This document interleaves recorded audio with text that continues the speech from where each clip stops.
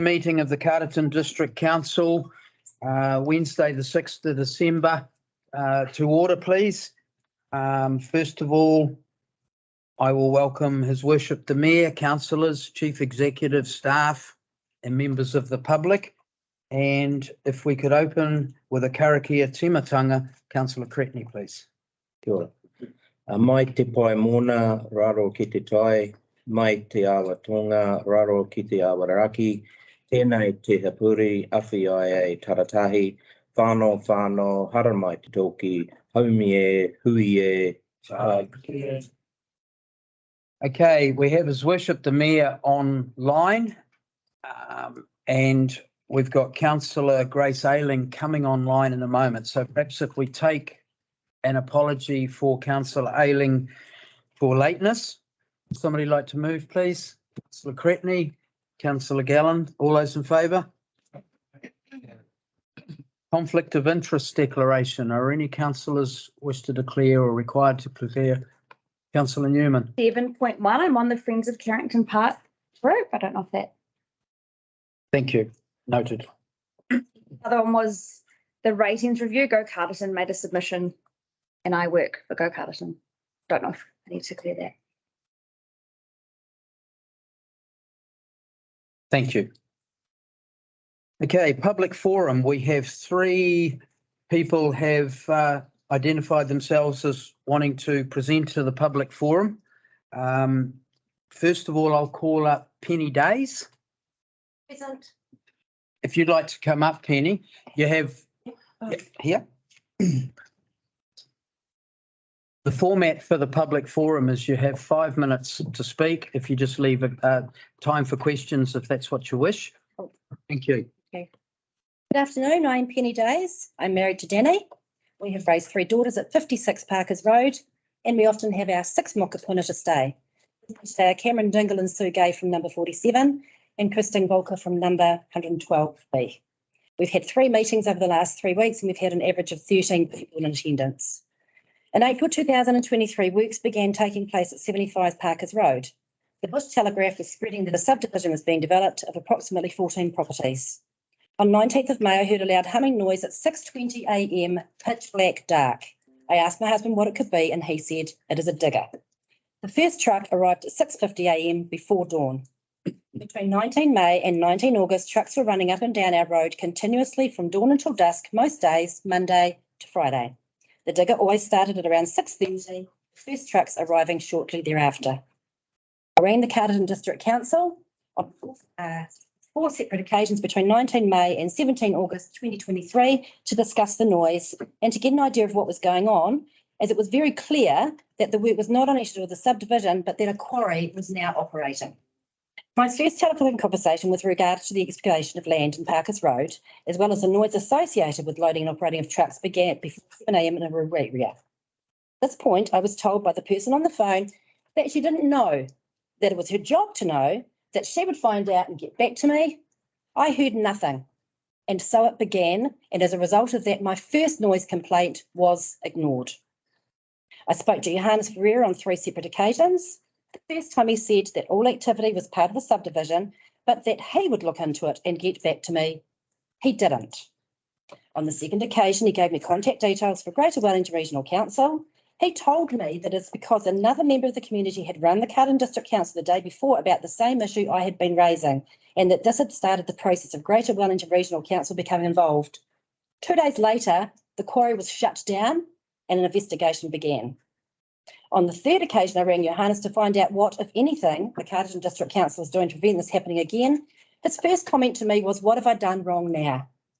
I don't know this man. He then transferred me to Solitaire Robertson. I've been advised by Solitaire that there is nothing anyone at Carterton District Council can do, as the quarry is a permitted activity according to the current district plan. Solitaire also advised me that this is to be changed in the new combined district plan, and she encouraged me to put in a submission regarding this. I've made numerous attempts to find out who looks after me and my fellow rural residents. I have still not received a satisfactory answer. I'm a Carterton District ratepayer, and I'm also one of your constituents. Who sticks up for us? Who fights for us? Who is responsible for ensuring that we have the information available that will mean that we can make informed decisions? On 4 separate occasions, residents from around the quarry site visited Carterton District Council and requested information regarding what was going on Parkers Road. They were advised that it is just a subdivision. How can this happen? Numerous phone calls, visits in person and communications were made to various staff at Carterton District Council, yet no one bothered to investigate what we were all talking about. We trust the staff to be giving us information that is up to date and accurate. We trust our elected council members to look after us and give us guidance on what to do when we are impacted by activities that are clearly not in keeping with our quiet, rural residential road. That trust is now eroded. Why can't the Carterton District Council represent us when the Greater Wellington Regional Council is carrying out consent processes? To hear that legislatively the contractor is protected is tiring and extremely bothersome. Who looks after our legislative rights? Who goes into bat for us? I hear the diggers when I wake up in the morning. I hear the trucks being loaded. I hear the beeper of the digger once the truck is full. I hear the trucks leaving and I hear the trucks arriving, often straight away, as it is turning put into Parkers Road as the other one leaves. Kieran Oliver Contracting has used and damaged our low volume rural road, entered and altered structures within waterways and dug large pits without permission. Nobody seems to be concerned enough about this to want to get involved. The few conversations I've had with the Mayor have been more than frustrating, and our last conversation was so absurd that I was left astounded. Ron told me that people encouraged him to stand for Mayor 2.5 years ago to do something about the noise and dust from commercial activities. He agreed to do this and was re-elected as our Mayor. No changes have occurred, certainly not for us anyway. My questions to you are as follows. Why has nobody taken up the fight for us as rural residents who until recently led a quiet existence in a rural road with very little traffic or disturbances? Promises have been made that once the activities start, we can put in service requests and complaints will be followed up. Since when is it our job to ensure that contractors obey the laws? Why is it that none of our communications with Carterton District Council have been recorded officially? No noise complaints, no dust complaints, nor road safety complaints are on record. This is not because these complaints haven't happened. It is because nobody from the council at any time has told any of us the correct process for making complaints. I now know that service requests are required. We have a stop sign at the end of our road. That is the result of numerous complaints regarding traffic safety. Clearly, 50 to 60 truck movements per day is a huge burden on our narrow road. Yet nobody from the Carterton District Council will represent our rights to the Greater Wellington Regional Council. Nearly. Your time is up. Oh, I thought she said 4. 5. 5. Oh, sorry. Did I miss the ding? Yeah, Sorry. that's right. I'll stop. Thanks, Penny. There's not time for questions, unfortunately. I'm sorry. Can you leave that with us? Yeah. Thank you so much.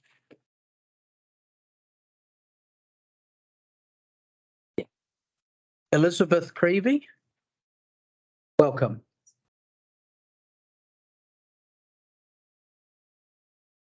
Five minutes, Elizabeth. Okay, thank you for the opportunity to speak today. Though I'm not a Carterton resident, I'm directly affected party by 2 adjacent utility scale solar power plants proposed for Greytown. Because of this, I've been trying to keep track of the number and scale of renewable energy developments in the Wairarapa Valley.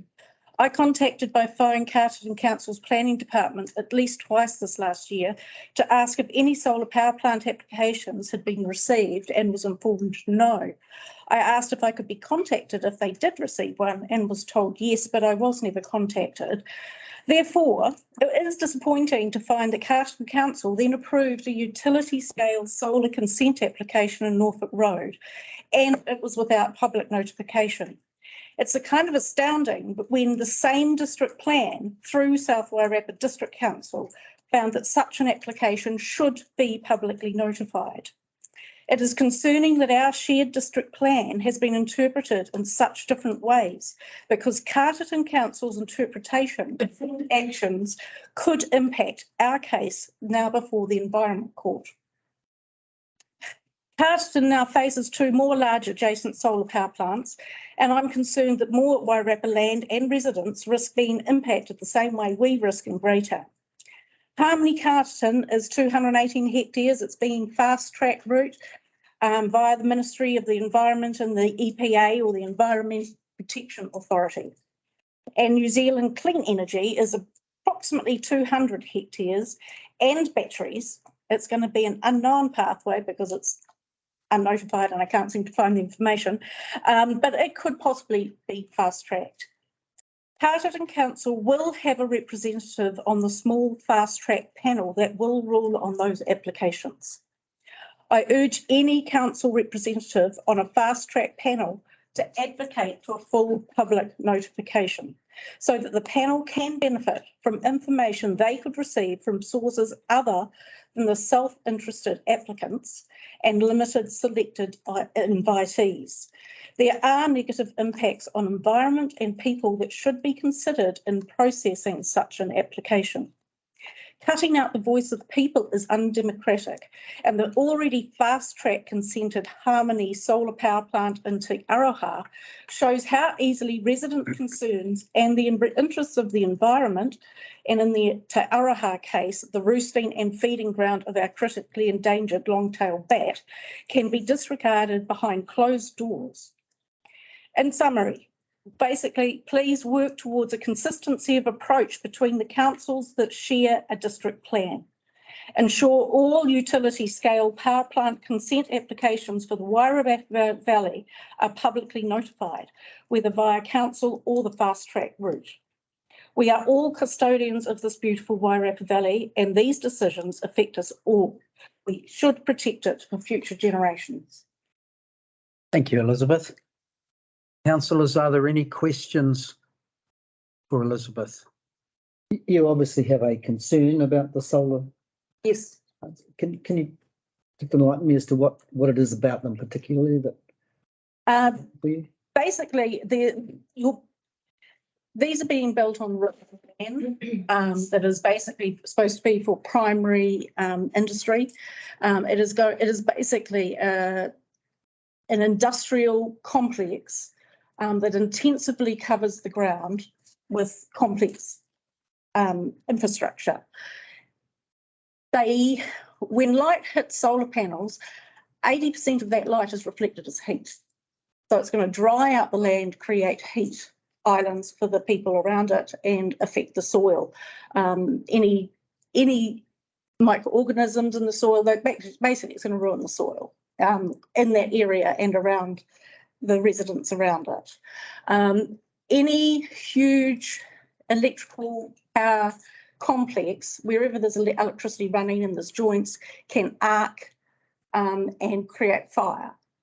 And when these things burn, they're incredibly toxic. And toxins can get into the soil. They can, in a fire, they could be toxic fumes that land on people's homes and people collect drinking water off those. It goes on and on. They may very well interfere with people's Wi-Fi interconnectivity. So if they rely on their cell phone for emergency services, that could be interrupted. That will cut down wind breaks. It will increase the wind loading. There could be tunnelling and turbulence from those panels because they can be 4.5 metres high. That's the height of a single-storey house. So they're substantial and they can rock, chasing depends on what the plans are, but being non-notified, we can't find out. They will basically track following the sun.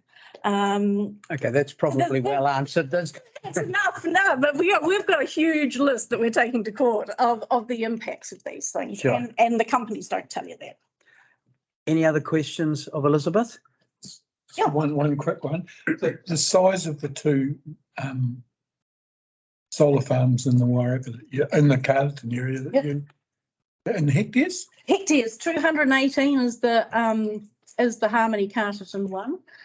And the other one, again, they didn't, on New Zealand Clean Energy's website, they don't specifically give the hectares, but from their projected power and output, that I calculated it at about 200 hectares. So together, that's probably 1,000 acres, something like that. Yep. Thank you, Elizabeth. Again, if we could have a copy of your submission, that would be great. Thank you so much. Jill.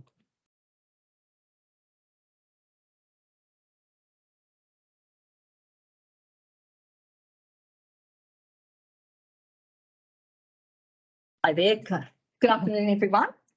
Along a similar sort of theme, my presentation, I've called it Empowering Residents and Ratepayers to Engage with Council. So as you are aware, the requirement to engage normally occurs when there's something that's not quite right, such as the various topics we've heard before today. Councils, like everyone else in the service industry, tend to be contacted by their customers when they need something from you.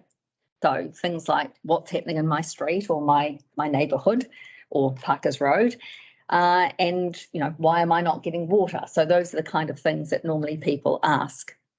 So for councils, when the street lights are operating, the rubbish is picked up, potholes are fixed, and the drains are cleared, people are happy with their service, and they're happy to pay for the service that they receive. So as you can probably see, the difficulties with certainly the Parkers Road issue was how to start that contact and communicate the request, and that's absolutely imperative to get right. So my suggestion to everyone when I meet them, when I'm told about these issues, and I can assure you that I'm getting more complaints now than effectively I was at council. And that is to start with a service request or a service fault on the homepage of the council website. It means then that customers get an acknowledgement of their request and a reference number that they can use to track the request or service and the fault over the lifetime of that particular issue. I thought I would actually I read the paper today, and I noticed that there was a very good article about dog control, which is a very good example of a process that works really well in terms of being a customer-friendly process. A Google search on a smartphone on a CDC dog actually will get you straight to 3 numbers that you call. But even better, if the dog has a collar with its registration tag, you can actually dial the phone number and give the dog registration to the operator, and a solution is usually found without having to impound the dog. It's happened to me a few months back when I saw a dog was in the middle of the road, and I got off my bike and pulled it across, and it was literally a 5-minute process, and I was told where to take the dog to the owner. So that's a great process, very effective, using technology and using competent staff who carry out what they're supposed to do. Anyway, as you've heard, planning and development issues are far more complex. So I don't believe there's any reason that there isn't such a customer-friendly process, which customers, in this case, we are often called directly affected landowners, that's what Elizabeth and Penny are called, that they should be able to request when they discover negative impacts that affect their neighbourhoods. They should obviously be heard immediately. As we know, sound, dust, vegetation issues, increased traffic movements, potholes, potential land and water contamination, amongst many, all have the ultimate outcome of reducing their enjoyment of their lifestyles, where they live, and of course, importantly, the saleability of their properties. So for me, no longer being on council has actually allowed me to mentor several elected members around the country, who I met during the program that I was facilitating during the last election called Refreshing Local Democracy. So it's great because it's actually given me the issue or the opportunity of recognising that all councils are actually following these issues. This is not a Carterton District Council problem. This is actually a problem that is everywhere. And you boil it down to a lack of communication of the council, the ratepayer, or both of them. So for me, the question that needs asking when we have an issue of the magnitude that we've just heard, the question is, how do we effectively engage with councils to understand, avoid, fix and mitigate these kind of issues? And I've been there and I know it's hard, it's very difficult, but obviously we have to get through these issues. There has to be a solution. So I'm not going to ask you to answer it, but I have some ideas. So I'm actually developing a guide for people like Elizabeth and Penny to follow when they recognise that there are some negative environmental effects starting to impact their neighbourhoods and their livelihoods. I've been sort of threatening to do that a few years ago, but I was too busy when I was on council. But yeah, there should be a process that people can go to and be heard and not get the runaround that people do get. So for the record, the applicant of the Far North Solar Farms proposal, which Elizabeth just mentioned, that is to build the solar farm in Greytown. They have asked me to join their team of 18 who are verbally submission at their hearing in the middle of next year. I was brought on by SWAG, which is South Wairarapa Whenua Advisory Group, as an independent facilitator to help them through the process they're going through. And believe you me, it is massive. It is probably the hardest one I've had in 21 years, I would imagine. Okay, I'll just mention that my topic will be the lack of consultation and the impact of the proposal on local communities, social, economic and health. And they are just the 2 items of the disputes or items that Elizabeth mentioned out of 20 of them that we are going to the Environment Court about middle of next year. Thank you, Jill. Time's up for questions, folks. Thank you. Yes, if you could present that, that would be great. Thank you. Thank you for the public forum, ladies and gentlemen. We move to the next item, point 5, Youth Council views on agenda items. Thank you. And welcome to the table, Josie. Josie is the co-chair of the Carterton Youth Council. Welcome.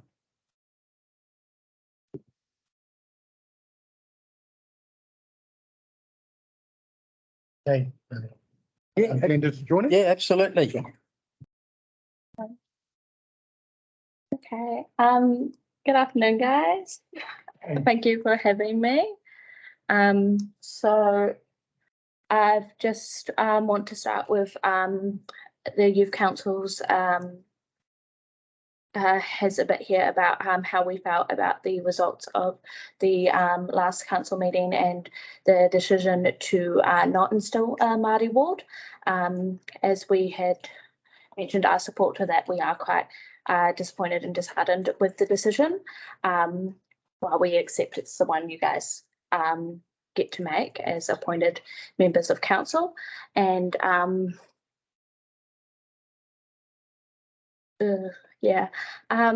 so for current agenda plans, we would like to state our support for the implementation plan of the youth development plan. We support a youth development coordinator who has put this plan together, and we are looking forward to assist her with the events and community plans that are coming with the implementation of the wider plan. We would also like to state our support for the Carrington Park upgrade. The boys said I had to say it was a big W, not that I know what that means, and that it appeals to the many personalities and interests of the people on the youth council, and that we think the multi-use courts cricket pitches cater to an older age group, and that that the implementation of a splash pad and a and new playground equipment that will be inclusive to all disabilities is fantastic. We just have some questions about what would this mean for the skate park? Is it causing a reduced size to the current skate park with the field expansions?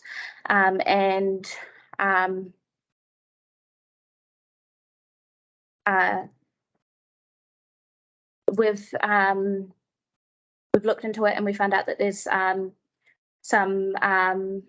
may be an ability to make donations to the park upgrade and have displays for people who have made donations, like up in Queen Elizabeth Park, and we would love to see that.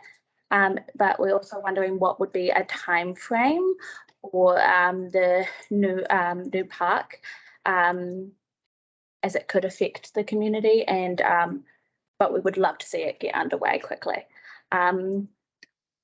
Also, on the getting water into Molly's slide, we think that's a great addition, but we're still wondering if there would be any way to implement some safety landing zone so that we wouldn't be hitting people when we're coming down the bottom. The boys suggested maybe an outline of pool noodles or something that just keeps it safe down at the bottom. Thank you. No, don't go. Go. That's good. Hey, thank you. That was really, really thoughtful and well delivered. So well done. I can see why you were chosen to be the spokesperson. Yeah, I just have one question regarding Carrington Park, and thank you, because it's great to have a positive submission around the things that you'd like to see happen. Are any members of the Youth Council involved or connected to the Friends of Carrington Park? I am not aware. We did not ask that question. But I do know that two of the boys are participants on the skate park refurbish. But that's not connected to Carrington Park. So I'm unaware if there's any other connections, but It'd be really great if maybe your group was able to be involved, because that would answer your questions on time frame and funding and the logistics of it. And obviously your generation is likely to benefit more out of the park upgrade than my generation. So obviously you need to be the ones that are driving it and owning it. But well done. Any other questions of Josie? When do you see the agenda items? A 300-page agenda. I'm really impressed with the level of detail you've got involved in. So when do you see it? I mean, we don't see it till Friday. Same time. At the same time. So when you get set there. There's a challenge for you, councillor. And Megan sits there and goes through all the agenda items and picks out, do you pick out sort of things which she thinks might be of interest? And then on a Monday afternoon, the Youth Council meet 4:30. And they go through pretty much the entire agenda. High level, is there anything of interest we want to dig into a little bit deeper? And that's where they pull out the bits. So usually Monday is when the Youth Council get their first eyes on it. And yeah. Your Worship. Yeah, thank you. Look, thanks for the opportunity, Dale. Look, Josie, I want to congratulate you and to thank you. It actually is very, very pleasing to me to see you there at the table. And if you could just make a note, I'd appreciate an invitation to one of your youth council meetings sometime next year or whenever it's appropriate to you. We're trying to book you for February. Yeah, the power run. Yeah. Okay. Get you in on February. We just need to have a chat. Look forward to it. Well done. Thank you, Your Worship. Listen, thank you, Josie. And sorry, Councillor Della. Thanks, Deputy Mayor Dale. I just congratulate you, Josie, as well, and something I picked up on, and it's a real simple fix. Molly's slide with a few pool noodles on the bottom as a landing. What a great idea, and I mean it's the people that use it that see that sort of thing. So haven't you used it yet, Brian? That means I cried. So yeah. So I think it's a really good initiative of you being here and just pointing out those simple things and those simple fixes.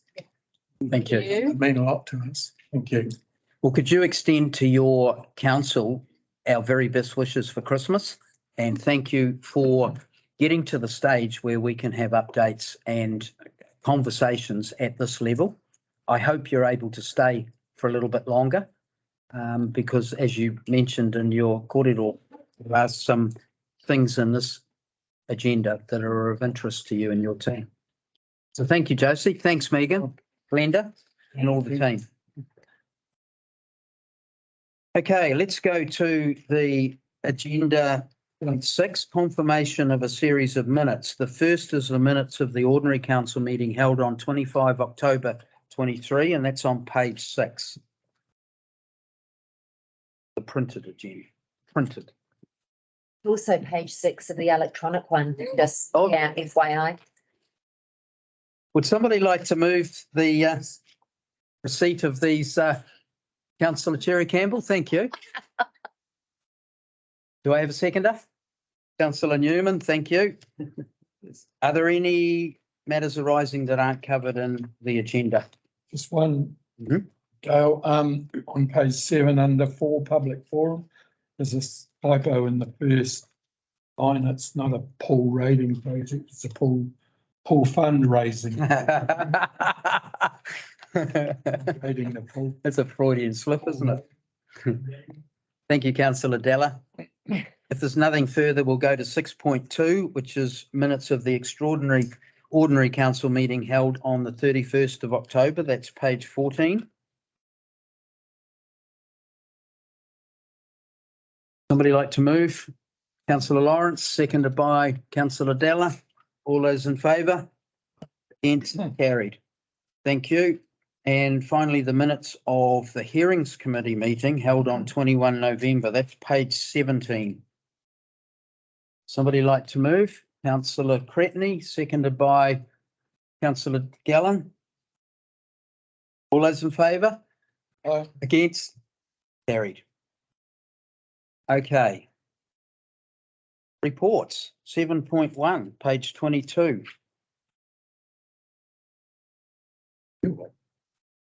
Robin's the author of the report, but I'm in his worship's absence. It's my pleasure and privilege to present two finalist certificates that were finalists in the Wellington Gold Awards recently. We've got Milky Way Kiwi, Harry and Sam. Yeah, they're not here. Not here? No. They're not. Well, I'll just, even though they're not here, it's important to acknowledge it's all written in our agenda, but I think everybody who's ever come in contact with Sam and Harry is immediately blown away by their knowledge, their passion and enthusiasm. And I think the Dark Skies concept was tailor-made for those people. Timing's everything. To have them in Carterton district at this time with everything that they bring is going to be extremely exciting for our district. So Harry and Sam, I hope you're watching this. If you're not, please accept the certificate with the best wishes of Carterton Council, and thank you for everything you're doing, and please don't stop.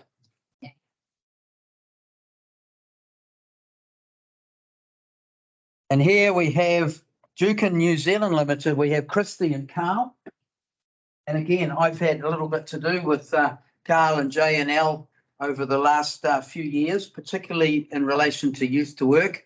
And I'll tell you, J&L are a cornerstone business in the Wainua industry. And certainly when we started evolving youth to work and working out what its potential benefits could be, J&L didn't need any convincing. They came to us and said, we've got some challenges, we've got some opportunities, we want you to know more about our business. And I remember we spent a day walking around J&L, something like 15 acres of roof coverage. I was worn out after half a day going around their site, and I didn't even see daylight. But when we understood just what they do and what was available through their mentoring and through their apprenticeships at J&L site, developing the partnership with Youth to Work and J&L has been wonderful both ways. And I guess this is an acknowledgement of just how far you've come and continue to go. The New Zealand Productivity Commission presents this to Duke in New Zealand. Thank you, Dale. Appreciate that very much. Just a brief word. Look, Your Worship, councillors, thank you very much. Acknowledging something that that we've worked pretty hard to get to, although it's not really been an effort for us to qualify for the Gold Awards. It was a selection through Wellington, New Zealand, and it was just some work that we put together around youth and around some part-time initiatives and around some different work ethics that we're really trying to sort of get engaged with the employment market. So again, appreciate it. Thank you very much. We look forward to, very proud to be in Carterton District. Very, very proud to be part of the Wainua. So thank you very much. Awesome. Stay for our meeting. It's all very positive. Good to see you. Thank you, and thank you, Robin, for bringing that to the council attention. It's great to celebrate achievement and success. The recommendation is that we congratulate, which we just have, Duke in New Zealand and Milky Way Kiwi for being finalists in the Wellington Gold Awards. Somebody like to move that? Councillor Cherry Campbell, Councillor Dalla, all those in favour? Aye. Against, carried. Okay, 7.2, decision, revenue and financing policy review. Page 24, brought to us by Jeff. Thank you, team.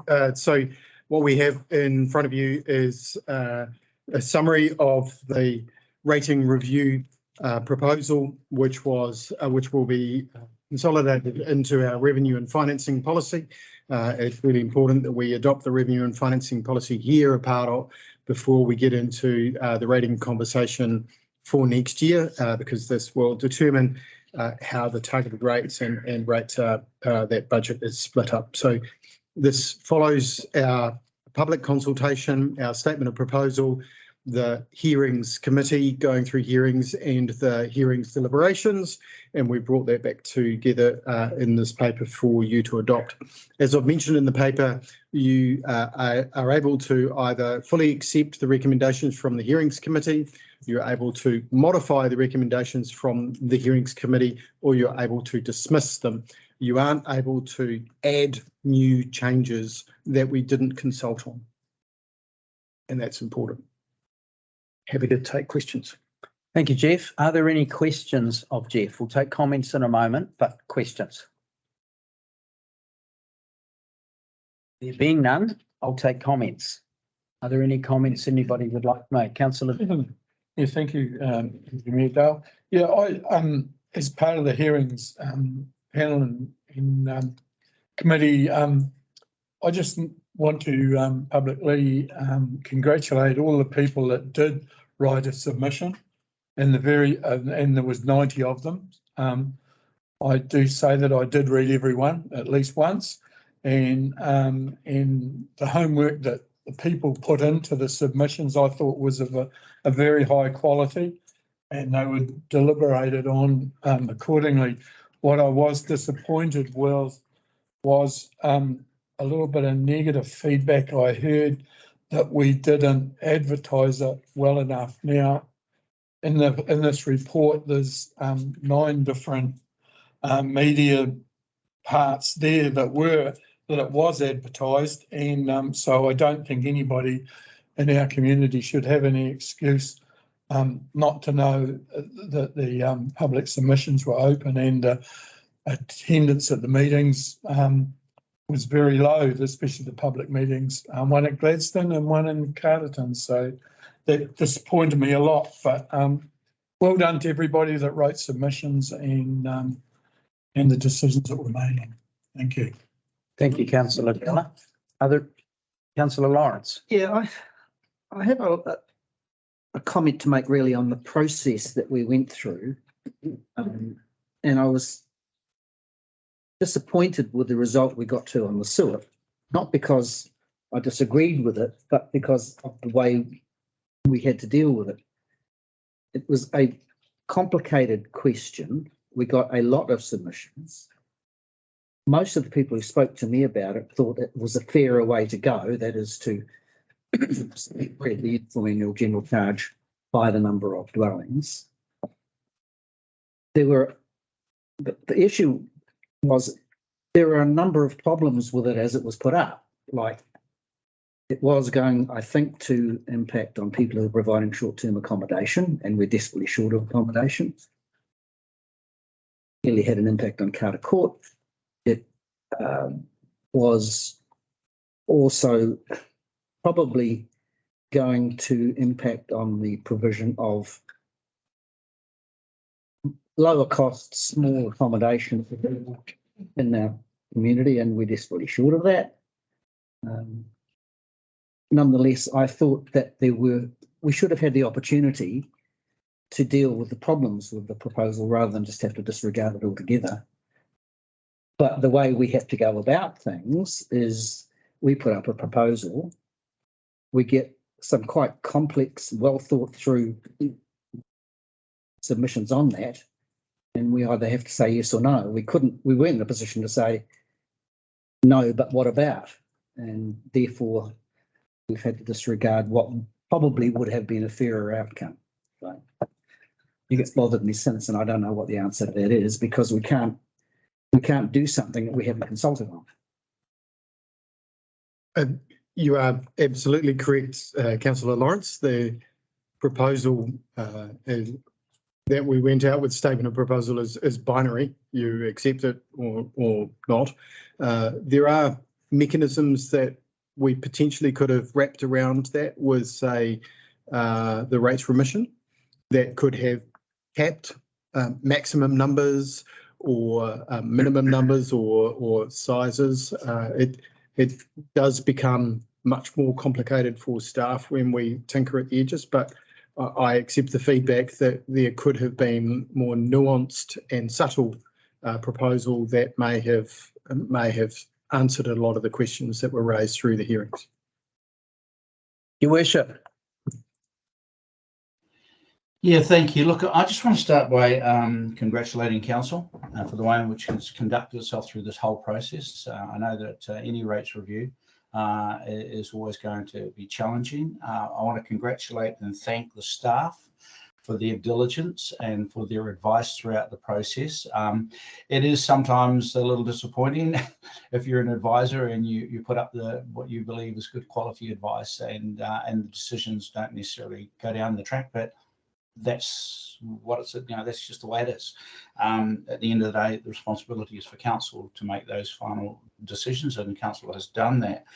I want to thank the comms team for absolutely outstanding work in the communication space and taking matters which are quite complex and putting them into a form that are easy to understand. That is not an easy task, and I think the comms need to be acknowledged for that.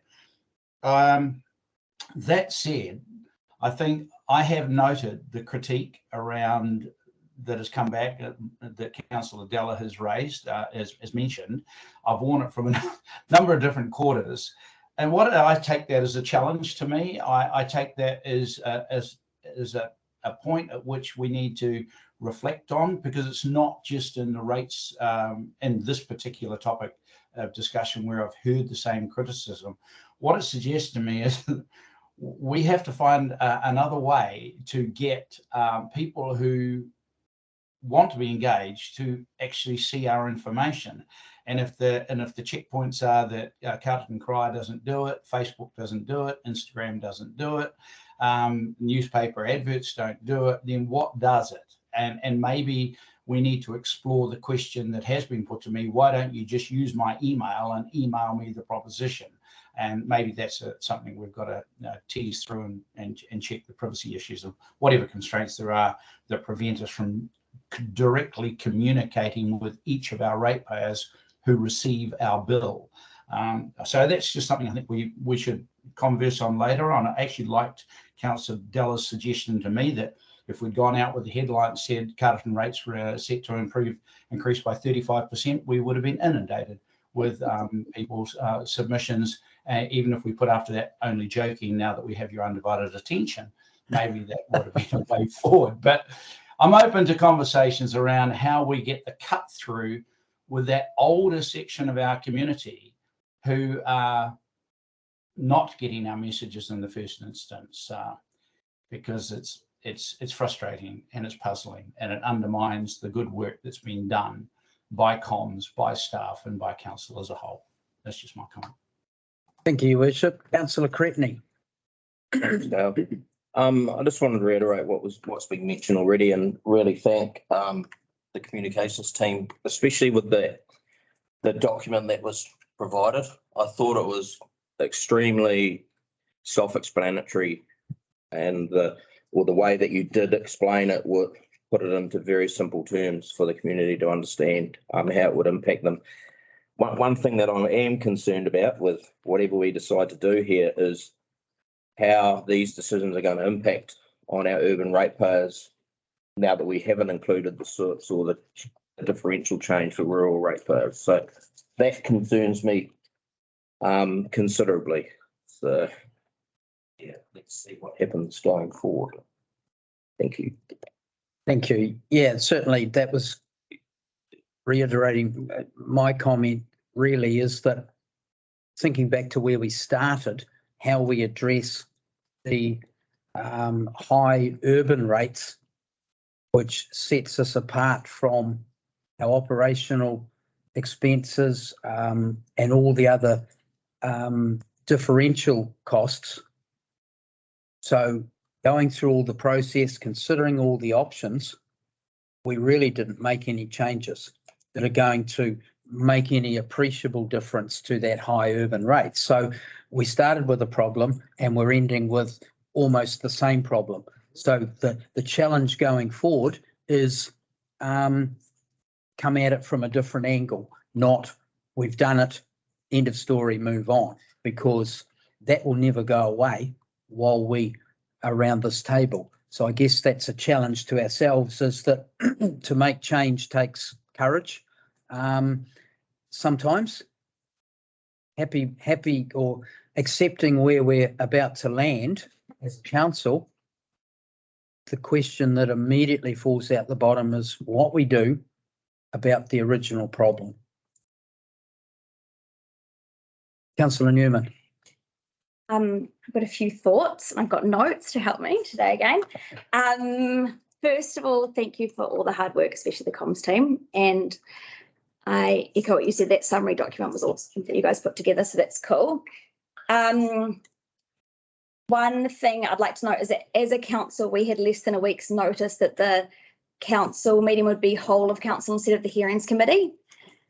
I don't think that was long enough notice necessarily, and I was out of the country at the time, so I wasn't at the hearing, so I acknowledge that from the outset. So I didn't get a chance to hear what people had to say in person, but I did have a read of the submissions and a summary of what was said in the minutes.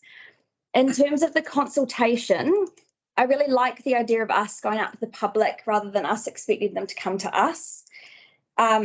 It was suggested by the comms team that we did the barbecue at New World, go out to the schools, reach out to public community groups, and we as a council decided we didn't want to do that and that a public meeting would be a better option. And I just feel like in this case, we might have made the wrong call on how we should have approached it. There's a lot of people out there that are busy working multiple jobs, raising families, a whole variety of things, and they're at capacity mentally. So to them, reading and then submitting on a ratings review was never going to be an option for them. It's just too hard, too much.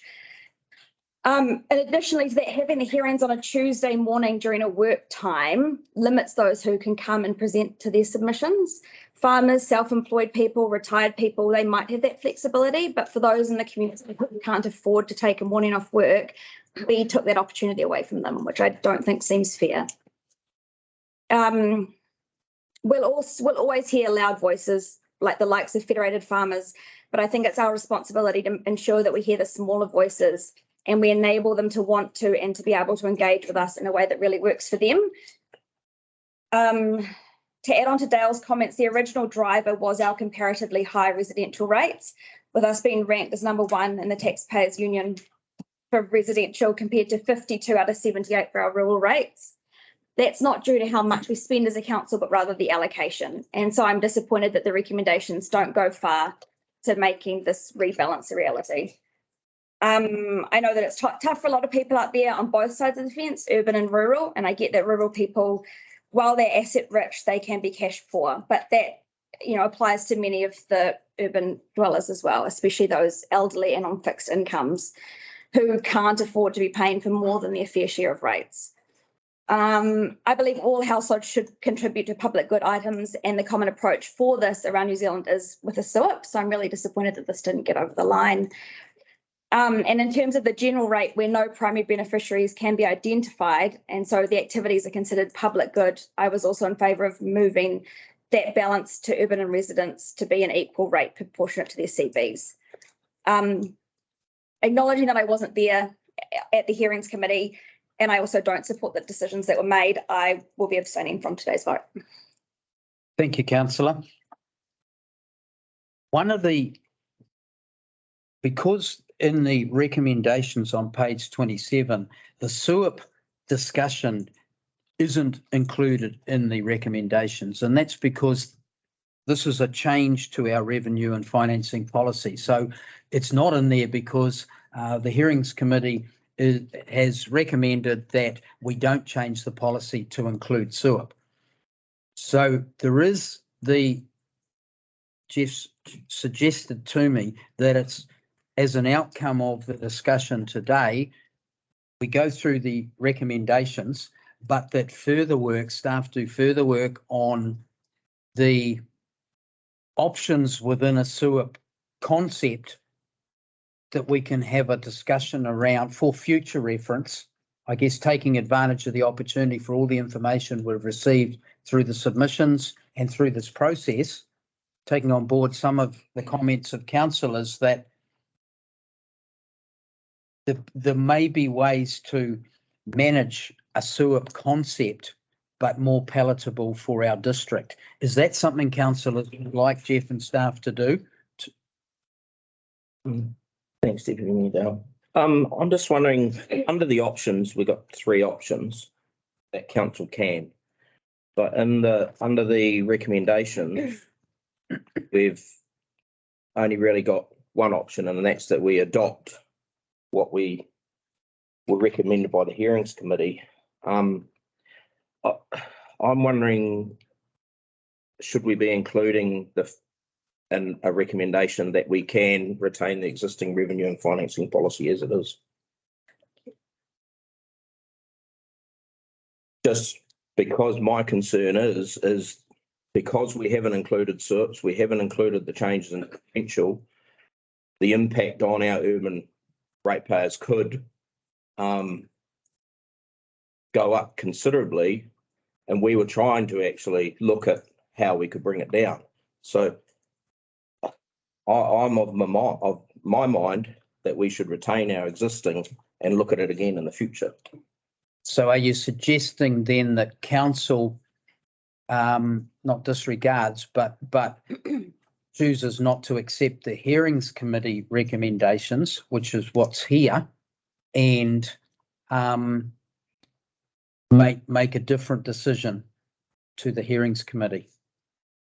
Of which the hearings committee were everybody on council with the exception of Lou, because she was there. Your Worship, is that your hand up? Are you? Yeah, it is. Look, I come back to your summary there, Dale. I guess what became apparent in the hearings to me and in the reading the submissions was the unintended consequences that had not been identified or signalled, which made the wheels on the truck go wobbly instead of round, and on the SUIP question. And I'm wide open to the conversation that staff should continue to do some work in that space for future use, so that we can look back at that question again. I did raise the very point that Councillor Cretney's just raised with the CE, and got advice as to why we needed to continue down with the pathway with the recommendations as written on page 27, because it did occur to me, I was concerned that if we tweak just parts of a whole that was intended to make to hit the goals that Councillor Newman had just reiterated, that we would get an unintended consequence once again. So I'm comfortable either way. The advice I've had is that we make a decision as presented. But I think that probably what it signals to me is that there were unintended consequences that came up in the submissions that we hadn't been fully aware of, or at least I hadn't been fully aware of during those discussions, workshops, and that was probably unhelpful. Jeff, have you got any comments to make around Councillor Cretney's observation? Yes, thank you, Deputy. My feedback is the principles that were proposed as part of the statement of proposal and the ones that we are proposing to accept here will positively impact urban ratepayers. Because we're changing the UAGC and how the UAGC is funded, that will benefit the urban ratepayer. So these changes together will also provide something towards our intended principle of reducing the highest residential rates in the country. So I don't see that if the council ask management to go away and ask it to do more work on the SUIP, I don't see that that would be mutually exclusive with adopting the recommendations on the table today. I think we could do both and have that benefit come through. Yeah, I can't see anything in here that we're proposing which is in fact going to reduce the human rates. Seemed to me that if anything, it would take 0.5 cent on the dollar off. It's not going to be material. It's not material. But it's not going to be. But it is positive. It's not materially positive. I think a SUIP would have more of an impact. But obviously there needs to be feedback from councillors. There needs to be more work and more subtlety around a SUIP proposal for it to be considered as acceptable for our community. Are there any further comments? My intention is to work through the recommendations. One, receiving the report. My intention is to take 2 in block, A through to D, and that's simply because it is the recommendation of the hearings committee. I'm happy to take them individually if councillors want to relitigate each one. But again, we were all part, bar Councillor Newman, we were all part of the hearings committee. My intention is to take that in block, and my intention is to add a point 3 that management bring back more information on SUIP options. Seeing head nods, we all okay with that strategy? Okay. Council receives the report, moved by Councillor Cretney, seconded by Councillor Lawrence. All those in favour? Against? Carried. Point 2, that council adopts the updated draft of the revenue and financing policy, including the recommendations by the hearings committee that the public-private split for the economic development activity to be 50% public funded by general rates, including the UAGC, with the remainder funded through the new targeted economic development rate to the commercial industrial sector. B, the general rate differential is reduced to 1.8 from 2 for the commercial industrial sector. 3, change the funding sources of the following activities from UAGC to general rates, including UAGC. Point 1, community amenities. Point 2, community development. Point 3, economic development. Point 4, emergency management. And point 5, parks and reserves. And D, the public funding for water and wastewater is set to 0 to 10%. I have a mover, Councillor Cherry Campbell, seconded Councillor Dowler. All those in favour? Aye. Against? Abstention? Thank you, Councillor Newman. And noted, including your reasons. Thank you. Point 3, that staff or management do more work on bringing back SUIP options, or words to that effect, Robin. I'm happy to move that. Do I have a seconder? His Worship the Mayor. All those in favour? Aye. Against? Carried. Thank you, everybody, and thank you to Jeff and all of the team who put in Bronda, especially the finance team, and Kelly. Remember Kelly?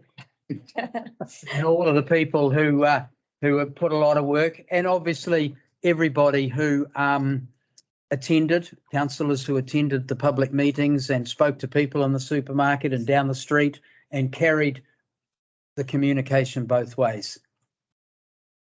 Like it or not, that is democracy. Jeff, Dale, just and just a thanks to the CE, Jeff, for going out and individually speaking to a couple of people out there. Appreciated that. Sure. Good. Okay, we move to item 7.3, page 64, Local Government New Zealand Special General Meeting. If. Good. So there is the previous government initiated a review, future for local government. That review was brought forward into the Local Government New Zealand Forum.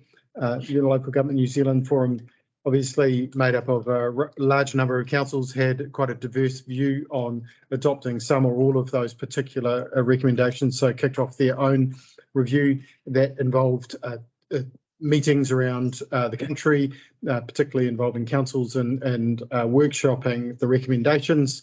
And those recommendations have been circulated and are up for a vote at an upcoming special general meeting of Local Government New Zealand. This paper identifies those options and also seeks to grant the Mayor, His Worship the Mayor, authority to vote on behalf of Council at that special general meeting. I think there may also be, if the Mayor is unavailable, I think the Mayor is second alternate. Yeah, alternate. Yeah, there was a Zoom call on Monday night that sort of covered a lot of the questions and so forth from the people who were able to come along. I think Jeff's explained it all. The special general meeting paper is all attached. You're welcome to wade your way through it. I guess my comments, as always, are all of those recommendations and all of the hopes and aspirations of local government depend on a willing and cooperative government of the day. If we get that, we can make progress. If we don't, then it's just whistling in the wind. But I guess if you don't have a plan or a strategy, what did Adrian say this morning? If you don't have a plan, If you know where you're going, then any road will take you there. Okay, any questions, comments? Yeah. Mr. Worship.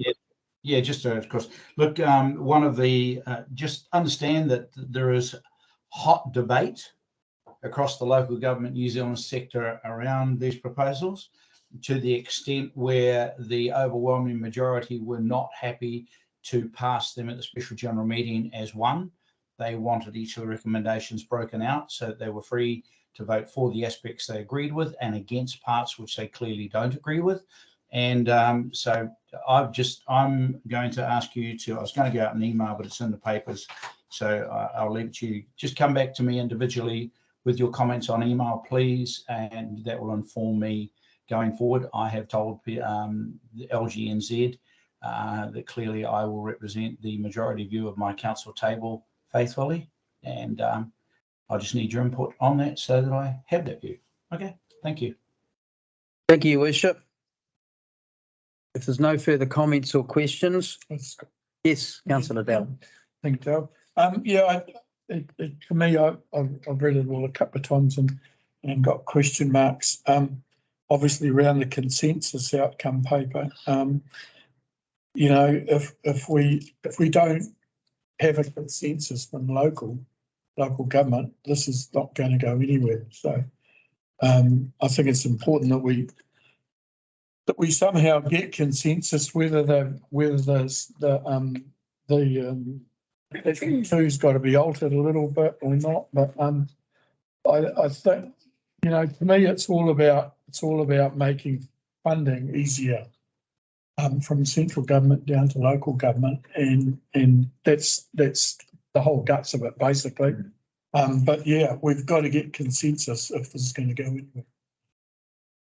Look, Dale, can I just talk? I'm sorry to come in again, but Brian, I think you've hit the nail firmly on the head that with the new government and their clear expressions as to where the priorities lie and where they do not, the funding issue and the structure and the form and the manner by which local government is able to raise revenue is the key question. I worry that clouding it with debate and controversy and causing more division will weaken that message. And that is my major concern. It's clear that LGNZ is not as united as it needs to be.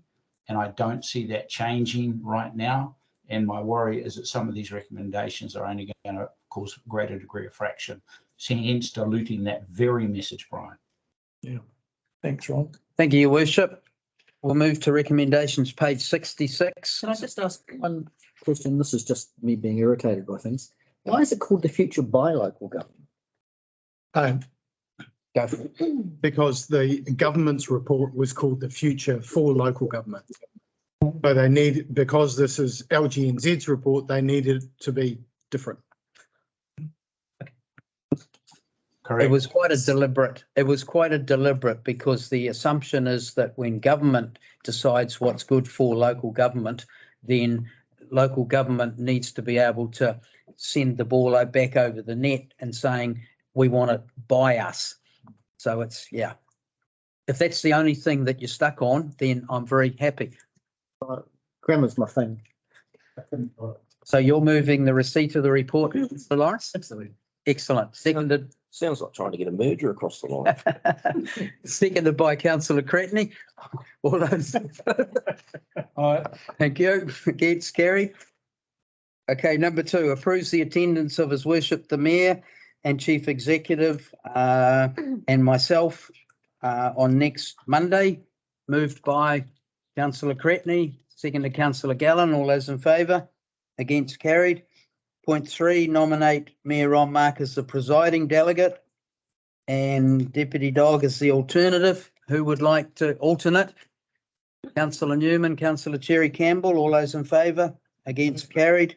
Number 4, agrees/disagrees that LGNZ adopts the future by local government consensus outcome paper. Now, as His Worship has said, he wants feedback from us in the lead up to the meeting so that he can vote according to council's wishes on each of those particular. So, Jeff, how should that be? So I wrote this as I didn't want to presume that you would all agree with the LGNZ papers, which could have been a false assumption. So I gave you the option of disagreeing. So perhaps the recommendation needs to be tweaked a little bit, and that you agree to provide the mayor with feedback on the future for local government consensus out paper. Future by local government. Yeah. Everybody happy with that? And can we make that, please, clause recommendation by recommendation, if that makes sense? Then I have a clear view, because we will be voting, Dale, on each of those recommendations individually. Yeah. So how's that? How does that word, please?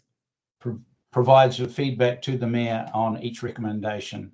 Oh, okay. Yes, yeah. On each recommendation. Yeah. Provides, yeah. Okay, so we're providing feedback to the mayor on each of the recommendations contained in the Local Government New Zealand Future by Local Government Consensus Outcome paper. Yeah. It's comfortable with that? Everybody okay with that recommendation? Moved by myself and seconded by His Worship. All those in favour? Against? Carried. Just not wanting to interfere with the vote, but when do you need that one? The meeting is next Monday at 4:30, so it needs to be ideally by the end of this week, by Friday. 4:29. No, by Friday if we can, please. Okay, let's go to 7.4, page 82. Okay, I can speak to this. So you will recall we had a conversation, for those of you who attended risk and insurance, we discussed the top 10 risks, and the conversation morphed into why do we have 10? Is it just because we've got a round number? So we ended up with 5 risks that the Risk and Assurance Committee considered as the top 5 strategic risks. They being strategic partnerships, climate change, delivery of critical services, financial control, and health, safety and well-being. So what we're doing here, Risk and Assurance Committee can only recommend. So we have modified the risk paper and brought that back to council for adoption to become our top 5 strategic risks. They're included in the paper. Happy to take questions. When we discussed it at Risk and Assurance, we talked about making everybody aware that they weren't ranked in priority order. Correct. It didn't come through in this. I just think we need to make sure that it's so that people don't see that we're placing, say, strategic partnerships above financial control in particular. Are there any questions of Jeff? Are there any comments for Jeff? Councillor Cherry Campbell. For me, having read through it and having the risk that's number 10 on the list loss of key employees. I think that is a much higher priority risk council of our size. And I think that having looked at the top 5 that were chosen, and I'm not on the audit and risk committee, so obviously I wasn't part of that meeting and I was unable to attend as a councillor. I feel that the risks on that are a lot higher than, say, the financial control. So when you look at the risks that are under financial control and all of the mitigation factors that we have in place, I don't feel that's as high a risk as it is of loss of key employees. I think where we started, we had quite a long list, and it was generally agreed that a number of risks fell into those 5 fairly distinct headings. And I think the loss of staff came under delivery of critical services. Was that right, Jeff? That's correct. Where it was sort of bundled. There was a number of risks that we identified that were in a bundle under those headings, and we felt that it was broad enough to include those. But listen, I mean, that was the reasoning of the Risk and Assurance Committee. But if council wants to, I just think if we just looking at the size of our council, the marketplace at the moment, if we, for whatever reason, lost any of our key employees, I know for a fact our CEO, ELT, we'd be really struggling to replace the quality that we currently have. And it's, for me, that's my number 1 risk as an elected member to our council. Just saying. Yeah, I hear that. I also wonder or pose the question that our staff are employed to deliver services or to, create and are an integral part to that. I mean, but His Worship. Yeah, I guess I probably do have and excuse me if this doesn't sound so good, but I have a slightly different view. Nobody's irreplaceable. We've already had that proposition put to me when Kelly resigned, and look at the wonderful outcome that Jeff's been able to achieve, and and welcome aboard. But I think to Karen, so look, I think people do come and people go, and there was a comment made this morning, or was it yesterday? Yesterday at the Wellington Leadership Committee, and I think after that there are something like 15,000 state employees about to be made redundant, and that they'll be looking for jobs, and councils overall were saying that therein lies a pool of people that they will actively seek to resource from. So I think you're quite right not to ignore the issue and to raise it as an issue, but I support the Risk and Assurance Committee's view that it lies within the delivery of critical services. Having good staff is part of your maintaining a capability to deliver critical services effectively, efficiently, and competently. That's my. Any further comments? I mean, you're more than welcome, Councillor Cherry Campbell, to. If it is bundled under that, I just wanted to raise it. Yeah. That for me, it is a really high risk Appreciate that. for a council of our size. Thank you. Any other comments? It certainly was a good process for the Risk and Assurance Committee to go through, because when we really pulled apart all of those risks and the ones that were below that or outside of that shortlist, it brings home the fact that local government is a risky business when you're dealing with members of the public and expectations and, a small pot of money to deliver a whole lot of activities and amenities and facilities. So I don't think just listing those means that we've got any of those risks completely covered. We live with risk. Okay, we'll move to the recommendations, page 85. 1, that we receive the report. Moved by myself, seconded by councillor Cretney. All those in favour? Against? Carried. Number 2, adopts the following 5 strategic risks: strategic partnerships, climate change, delivery of critical services, financial control, health, safety and well-being. Do I have a mover for the 5 strategic risks? Councillor Della, seconded by councillor Newman. All those in favour? Against? Carried. 3, endorses the draft risk register as outlined in attachment 1. Moved by councillor Lawrence, seconded by councillor Cretney. All those in favour? Against? Carried. Thank you, everybody. Page 100. 7.5, risk pool update. 100 to go. Sorry? Yes, only 200 to go. Yeah, we're cranking. I'll invite Corporate Services Manager Karen Ashford to come to the table. Yes.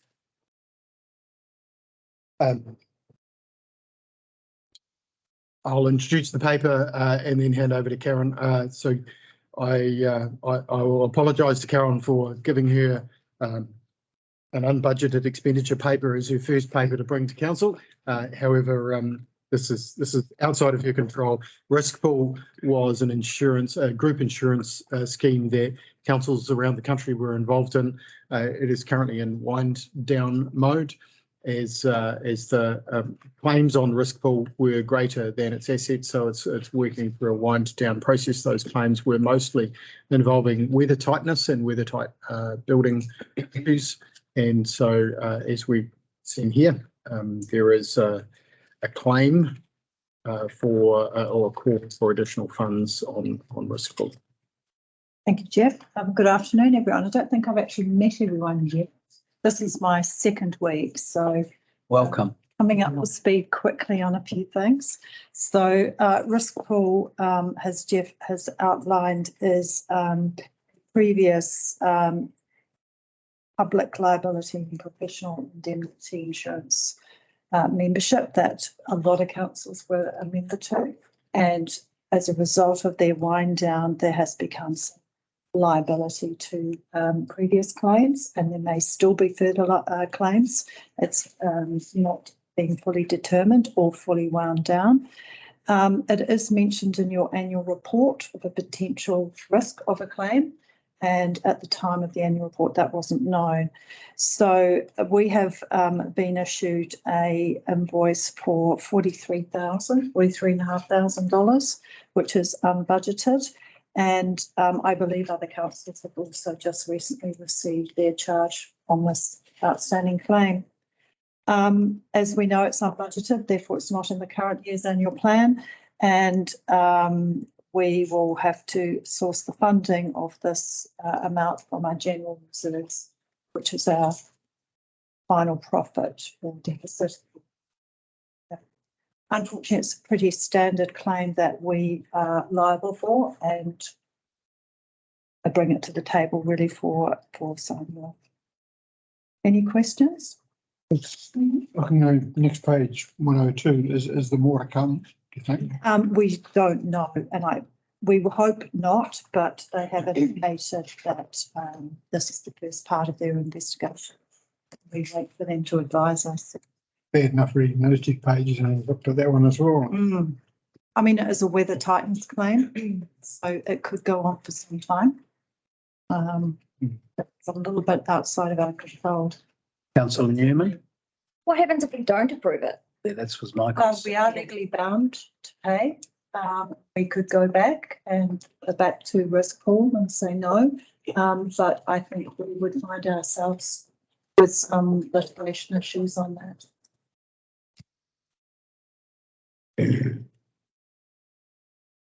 Did we, there's no one around here old enough really to know, but have we ever made a claim on it? Has we ever been responsible for a claim on it? We'd have to find the answer to that. Do you know? I don't very much doubt it. I don't believe so. I can't answer for certain. I believe most of the claims were outside of our area. That was my question, asking if any claims are from our district. I believe this claim is from Hawke's Bay. Some time ago. Potirua also had a big one. Tauranga had quite a few. Yeah. Yeah, it's one of the risks of, it's like the local government funding agency. It's like any of these collaboratives where we stand to benefit, but if it goes bad, we also stand to lose. Thank you, Karen. Any further questions? Grace, Councillor Ayling. Hi, I just had a quick question wondering, it mentions that we have an ongoing obligation to be giving funds. I'm just wondering how long that is for. How long is this wind down period? Should we expect another one of these bills next year? That is possible, Grace. I guess the wind down period depends on what they discover during that process. And sometimes these things can take a while. And obviously there's legal people, actuaries involved. So it could be a lengthy wind down process. But certainly we would be looking to go back to risk pool at some stage in the next year and asking for further clarification on that wind down. Mm-hmm. Thank you. Thank you. Councillor Della. Karen, in the table on the next page, page 104, the contributions that we've put in, I had a bit of a total add up and it's about 98k we've put in, plus the called amounts. If we've obviously paid out those called amounts since 2003-04. Yes. So that's the total. It's around about 150k it's cost us, totaling that up, and we haven't had a claim, but I suppose that's the risk you take. That's insurance premiums. Insurance. Yeah. Indeed, right. I just wanted, Jeff, I've got a note here. I'd just like to know your opinion and what you think and whether we've got any other options. As a membership organisation, we didn't. It's not like we bought insurance off Lloyd's and can decide tomorrow that we no longer want insurance and therefore stop the cost. By entering in with risk pool, and as Deputy Mayor pointed out, LGFA, we become a shareholder, and as a shareholder we have a different liability set, and that can carry on for a long period of time. So I can't see how we can get out of that liability. Councillor Cherry Campbell. Just one question, and it's only $100, she said. In the report, it mentions 43,584, but in the recommendations, it's 43,484. We'll take the recommendation. What, possibly a typo? I'm guessing it is, yeah. I apologise. Be me. Okay, we'll go with the lowest amount. Check the invoice. It's 584. It's the number I've got on the invoice. Para 3 has it correct. So which is it, Jeff? It's 43,584. Right. If we could amend the yeah. recommendation. Please make that amendment. Otherwise, it's coming out of Otherwise, it'll biscuit fund. It'll be biscuits. Yeah. Awesome. Okay. Thank you. Thank you, Karen. No further questions, comments? I don't think anybody will be thrilled about this, but this is comes with the territory. Would somebody like to move that we receive the report? Councillor Cherry Campbell, seconded by fail for lack of his. Oh no, Councillor Cretney, thank you. All those in favour? Against? Carried. Second, who's going to be brave? Approves the unbudgeted payment of $43,584 excluding GST to risk pool. I think it's Worship. Well done, Your Worship. Moved by His Worship, seconded by the Deputy Mayor. All those in favour, please say aye. Reluctantly. Against? Carried. Thank you. Steve. 7.6 Treasury Policy Review, page 105. Karen. Thank you. This is paper was previously prepared by Kelly. So I will. Nice disclaimer. Yes. Would you like me to? Oh, if you add Kia ora. Thank you, Karen. We'll tag team. Okay. Treasury paper did need to become updated. There were some comments that we have included, mentioned in the discussion, and I think Councillor Lawrence and I have swapped some email correspondence with some further additions that should be marked and highlight in there with regards, particularly the commentary around investing in equities, which we do invest in equities through our managed funds, but parts of the Treasury policy noted that we didn't invest in equities. And I think the clarification was we didn't invest directly in equities, but we certainly do through managed funds. So that was a good catch on behalf of Councillor. Thank you. Questions? Comments? There's Councillor Lawrence? one thing that I did raise with Jeff, and then we agreed not to, that I would raise it at the council just to see what people think. I mean, our policy says we fundamentally invest in term deposits with banks with a minus credit rating. And I just wondered what the councillor's view was about the Wairarapa Building Society, which doesn't meet those criteria, has been here for 120 years or something. That we are, as a community, pretty quick to ask for contributions to things, probably, I don't know about very Carterton Christmas, but you never know. And I just was curious to gauge the feelings of councillors about whether we might, as a sort of a show of local solidarity from time to time, make some modest term deposits with them. I don't have anything in mind, or a couple of 100,000 or something, just to show you. Locals, they say. Yeah. I guess my question would be how you term that in a policy that doesn't expose council to risk. In other words, if what then distinguishes between the Wairarapa Building Society and something else that also doesn't meet that credit risk rating elsewhere? But if it's in the policy and worded that way, then staff or anybody could make those investments and not be ultra vires to the policy. Or am I overthinking it? Oh, that's a fair comment. The policy, so I'm now on page, right, I'll find a page number 124, I think is where Councillor Lawrence and I were talking about. So it refers to counterparty risk. So counterparty being the person we invest with, so the risk of that party failing. So counterparty risk in this case is New Zealand government, local government funding agency, or a New Zealand registered bank. And we've got a credit rating in there. Now you'll see, as Councillor Lawrence has pointed out, that a building society doesn't fit within that profile. But if we adopt this policy, we are we're not going local. We're going international, or national or international. And that may be the risk profile that councillors have, that we, it's ratepayers' money, and therefore we're not prepared to go below an A- credit rating.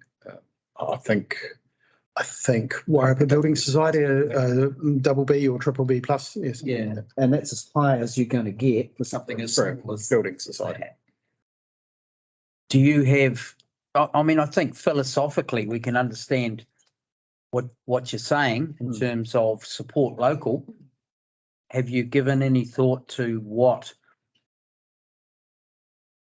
you would recommend or what you would propose that council consider? well. His worship, maybe.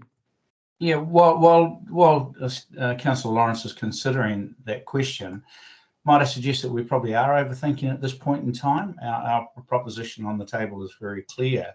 But I think at the same time, just as we have done with the rating finance policy around SIPs, we have given a clear instruction to the staff to do some further work around there. And the intention is we address the unintended consequences with a view to coming up with a policy that achieves our aim. We could give a signal to staff and to the investment committee that we put some consideration as to how policy might be adjusted to take advantage or enhance strategic partnerships within our region that are financially sound.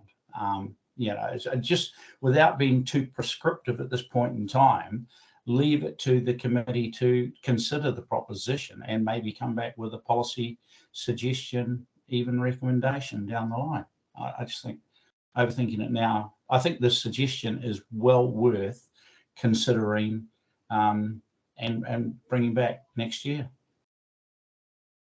Perhaps we could delegate those decisions to the investment committee on a case-by-case basis.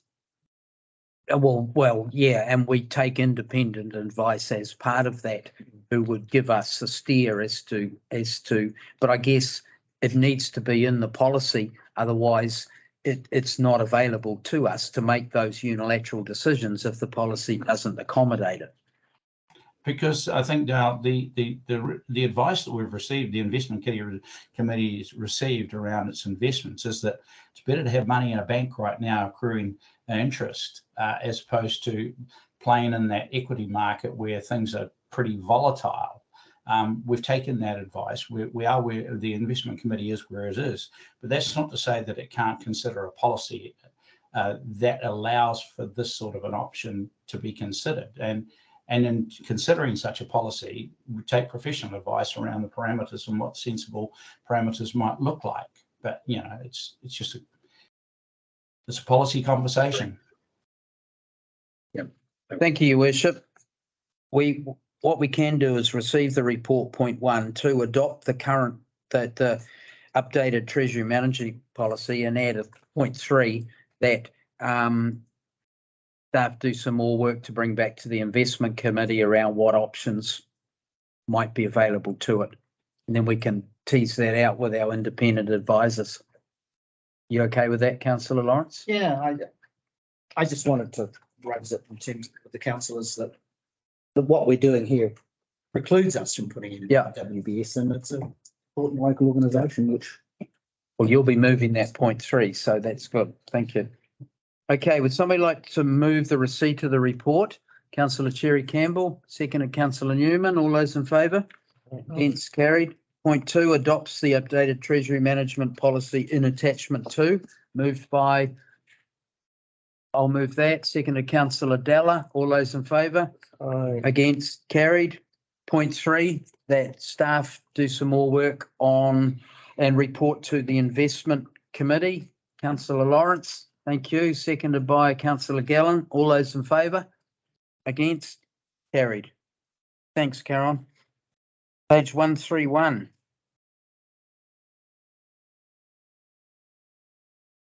Financial report.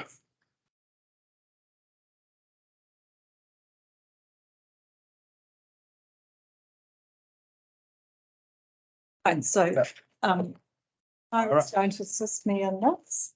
Then Week 2. Week 2. So now presenting the financial report for the 3 months ended 30th of September 2023, quarter 1. We are presenting the statement of financial performance and the statement of financial position. And as I become more familiar with the financial position of Carterton, I will perhaps embellish some of the reporting or may change some of the formats. So this is the first one. And I'll ask Kyra to kindly talk to the results. Thank you. Kyra, I guess we'll take this report as read. Karen, anything you wish to highlight? So just looking at the expenditure, it's down on budget. We were not expecting it to have any issues, so it should be on track by year end. This is as at 30 September. Timing. Yeah. And the income's up on budget. There's I've commented in there on the reasons why that is in the report. And CapEx, we've we're a bit down on our capital program. Usually that's because it's the first quarter and it's been winter. So, you know, there's not a lot of stuff going on in that first quarter, but that should all be on track by year end. So yeah, that's kind of it. Can I just add to the expenditure variance? Primarily that's in transportation, and that often occurs at the early start of the financial year when the subsidies from Rangatahi are still being worked through. So that's quite a common timing issue between what we've spent and recovering. So that's often kind of rectifies by year end nicely. And the rest is straightforward. And we will obviously, as the capital projects or the asset management plan starts to develop during the financial year, we'll see more movement.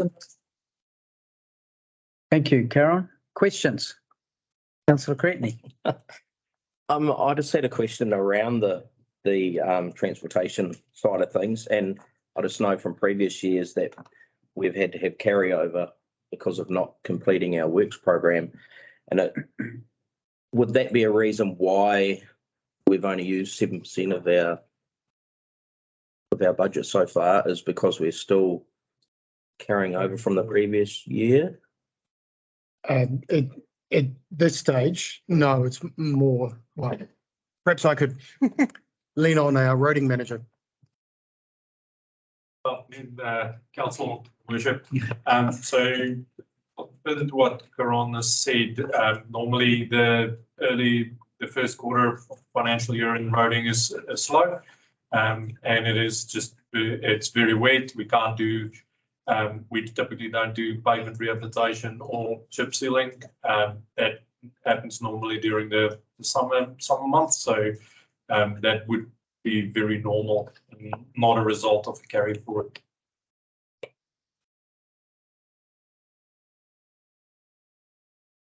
Thank you. Any further questions? Comment, Councillor Cherry Campbell? I would just, under the 5.1 operating revenue, just very pleasing to read that the event centre income is ahead of budget. So well done to the event centre team on achieving that. Great to read. Councillor Ayling. Just a comment, not a question. I found myself jotting down questions as I was reading this, and then found the significant activity variances section answered all of them. So it's a really helpful paragraph after each one of those graphs. So yeah, thank you for including all of that information. Thank you very much. Call the meeting closed. No, I'm just kidding. Okay. Are there any other comments, any other questions of our finance team? Just one thing I would like to say is that this quarter reflects the previous annual report, I think, and then I think our budgeting is pretty bloody good. Thank you. So close. It's a technical term. Yeah. Excellent. Yeah, Thank you for that. Thank you very much. So on page 135, we have the recommendation that council receives the report. Moved with acclamation by Councillor Lawrence and seconded by Councillor Della. Thank you. All those in favour? Against? Carried. Thank you so much, Cara. Thank you. Thank you. Okay, 138. Sorry to keep you in suspense all this time, Josie, but we're now up to the Rangatahi Strategy Implementation Plan. Linda.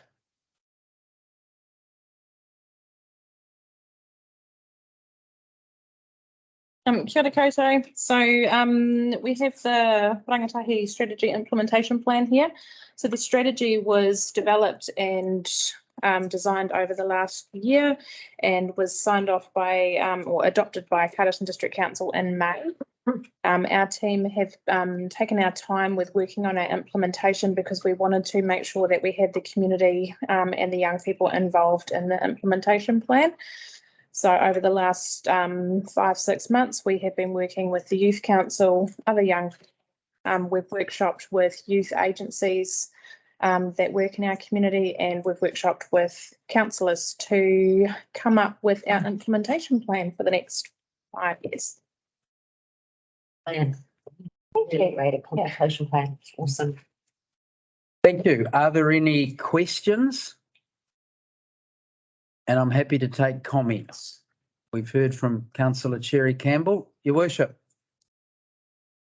Yeah, thank you, Mr. Chairman. Look, Glenda, the one concern I have increasingly with Wairarapa-wide strategies is that we in good faith participate at management level. We do all the mahi, we come up with a paper, we expect that all 3 councils are going to move and endorse the paper, and then out of the blue, we get another council decides to do something different.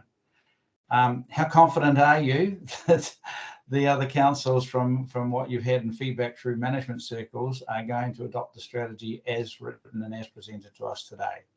So all 3 councils adopted the strategy earlier this year. So we were the last ones to adopt it in May. At the time, both South Wairarapa and Masterton had their implementation plans adopted alongside their strategies, but we wanted to just step back and have a little bit more time working with our young people in our community to make sure that our implementation for Carterton was exactly what we wanted and would benefit our Carterton young people. So we're the last ones with our implementation plan. Perfect. Thank you. Best way to do it. Good question and great response. Does that mean we're the ones who've backed out of stuff? We haven't backed out of anything. So on the first page of the implementation plan is the joint projects, and then everything else is Carterton. I think that's in your hands, Councillor Lawrence.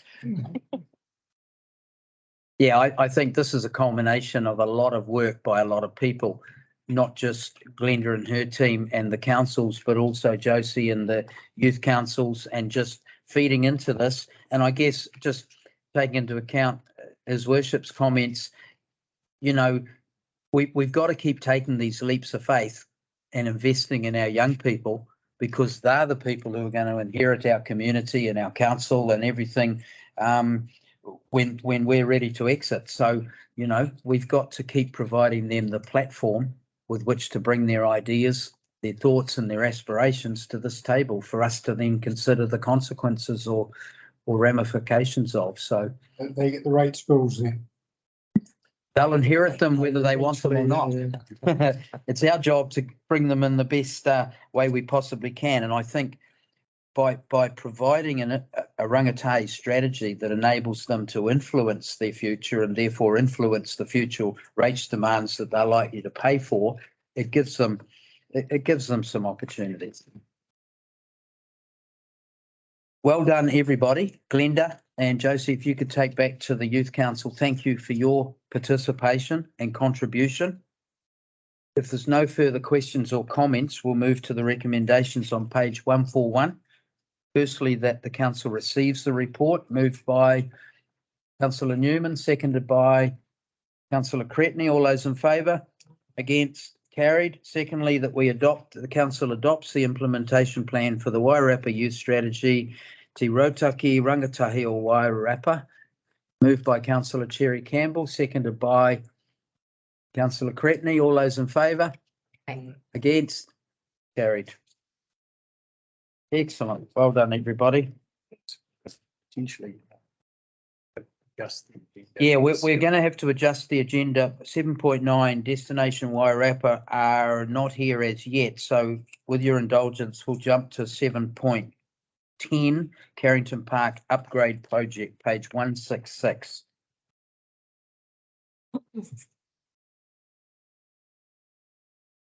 There's Glenda. Hey. I'd love to start with this one. So this is the final design, the final detailed design for the Carrington Park upgrade. So this work was commissioned by Carterton through the CLDP fund. They've worked alongside council since 2020 and have been communicating, working with us and ensuring that everything which is in here is aligned with what the community have asked for and what is best practice. As Kāpai have finished up now, it's switched over to the Friends of Carrington Park group. So Friends of Carrington Park group have been working and supporting Kāpai Carterton for since the community engagement, and this is the community group that will be leading the next stage of this project. What that next stage looks like is a fundraising campaign. They intend to go out and seek the community funding, as we've previously agreed that we wouldn't put the funds towards the build of this. So the Friends of Carrington Park group will start doing that now. What I wanted to just raise was that they've attached a MOU. The MOU is just how we'll work alongside them when they're coming up against funding agencies. These agencies are asking, do they have council permission to be working on that land? So this MOU will just sit alongside their funding applications so that they understand that the council and the community group are working together on this. And probably the only other thing to flag there is the skate park group. So the skate park group has been a part of Carrington Park. They've been through the community engagement sessions that Kāpai have done. There was a bit of a disconnect at the early stages around what would be upgrading the skate park versus what would be skate elements put into the entire plan. And unfortunately, the skate park section got a little bit left behind. Kāpai, the skate park group, Friends of Carrington Park, they've rectified this, and Kāpai has supported them with funding to engage Acid Skate Design. Acid Skate Design is now working with the skate park group and with us around what can be done in that skate area. There is some challenges. Trees are a challenge. And concrete don't like each other. So we're just working on what the perimeters of that look like. We're not intending them to lose anything. Hopefully we'll try and work with them on gaining a bit. That will then sit alongside this detailed design, and Friends of Carrington Park group and the skate park group will work together to do that fundraising together for the whole thing. Thanks. If that makes sense. Yeah. Thanks. I'll just, I guess, draw your attention to the point one, the purpose, the detailed design, of which most of the attachment is the detailed design. That's for our information only. I don't propose that we relitigate the design. The purpose of today is to endorse the MOU between the Friends of Carrington Park and Council, and the report really centres around what the terms and conditions of that MOU are, and it's pretty clearly set out. Are there any questions? Glenda. Councillor Cretney. Glenda, have WSP given an indication of budget for this, the overall cost? I don't think that's varied from back in 2021, so 3.6 for that first section. For stage one or stage one and stage two? Stage one. So I think we're still looking at the 6.5 for that total project. Is that stage one and two, or stage, not including stage three, which council is expected to? Council is expected to do stage three, part of our existing budgets over the next 10 years. So that's the background area. So that's within our existing budgets, but they are counting that as the 6. As part of the 6.5. Yeah. Again, it's like the swimming pool project. It's relying on community volunteers and community passionate people to take this concept and run with it. Yes, we'll have ongoing maintenance. Yes, we've got obligations as the landowners. And yes, we want a great thing to happen in our community. But, you know, if we don't endorse the MOU, then nothing will happen from here. So this is the basic design, but it could change. Well, that's the design that they've purchased, and the components of that will evolve as the funds are raised.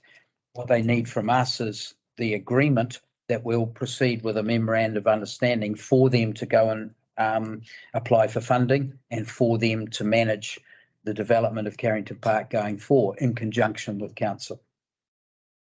And so, yeah, the concept's good and all the stages and what, you know, some of the designs and the other. That's not where we're going. So I'm just checking. Yep. Yes, it's not what's in concrete. Join Friends of Carrington Park and you can help it. Basic design, yeah. Okay, yeah. Who's looking for mates? Always need more friends. Councillor Della. Yeah, in the MOU, under contributions on page 246, Friends of Carrington Park agrees to contribute all project work completed to date, including that funding of 25,171. Have they got that money in kitty or do they have to fundraise that? As Karpai have finished, we're currently holding the funds for that. So Karpai have sent the funds to us. We're sitting there as fund holders. Once the skate park group are ready to go with ACID, we'll just pass that over to ACID. So that money's, we're holding that on behalf of Karpai. Thank you. And the other question I've got under the EDC agree to nominate a member of staff to sit on the Friends of Carrington Park. What do you think, what about an elected member? I do sit on it anyway. Yeah, but that's not in the MOU. Right. I'm happy to add that in if an elected member would like to attend. There is, so Lou is attending, but I'm just thinking for continuity going forward. Yeah. If we add that in, council would need to make sure we vote on who that elected member is.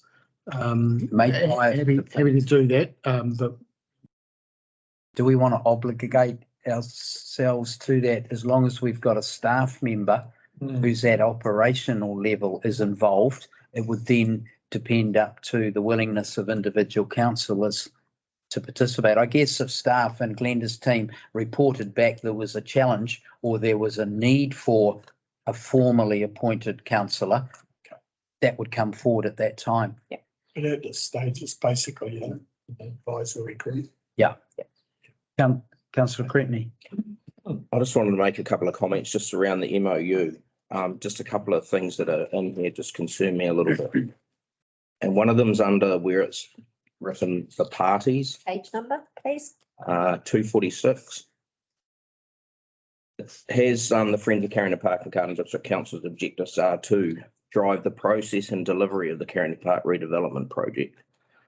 From my perspective, I don't see that as a job of CDC. I see that as a job of Friends of Carrington Park. So, I mean, I'd be far more comfortable that it said we would support the process and delivery, but not drive the process and delivery, because I feel that should be Friends of Carrington Park, as it's a community-led project. So I'm not sure what others feel around it. And the other one that concerns me is on page 248. Just the statement and the bullet points. So the statement at the top, to help the Carrington Park redevelopment project run more smoothly, Friends of Carrington Park may support in the following areas.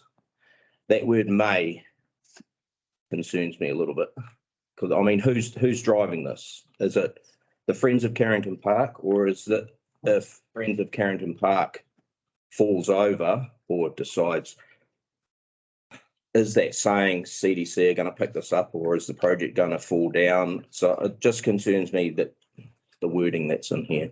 That's all. Yep, we can make those changes.